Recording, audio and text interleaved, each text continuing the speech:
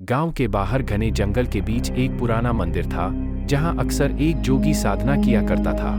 वह एक लंबी जटाओं वाला भगवा वस्त्रधारी जोगी था, जिसे लोग रहस्यमयी मानते थे। कोई नहीं जानता था कि वह कौन है, कहां से आया है और कब तक वहां रहेगा।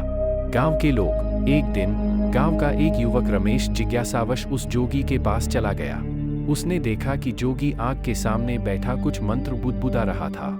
जोगी ने आंखें खोली और मुस्कुराते हुए कहा, मैं जानता था कि कोई न कोई मुझसे मिलने जरूर आएगा। रमेश चौंक गया। उसने डरते डरते जोगी ने धीरे से मुस्कुराते हुए कहा, मैं सिर्फ एक यात्री हूँ जो सत्य की खोज में यहाँ आकर रुका है। यह जंगल और यह एकांत मेरी साधना का स्थान है। रमेश की जिज्ञासा और बढ़ गई।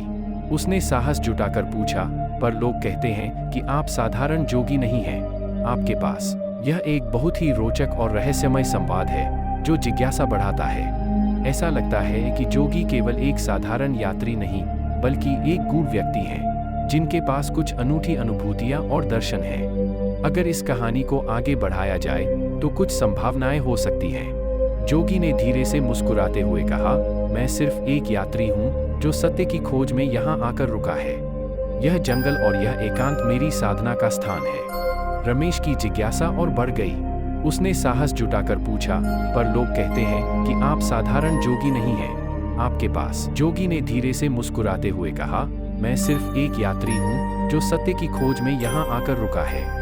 यह जंगल और यह एकांत मेरी साधना का स्थान है। रमेश की जिज्ञासा और बढ़ गई। उसने साहस जुटाकर पूछा, पर लोग कहते हैं कि आप साधारण जोगी नहीं हैं, आपके पास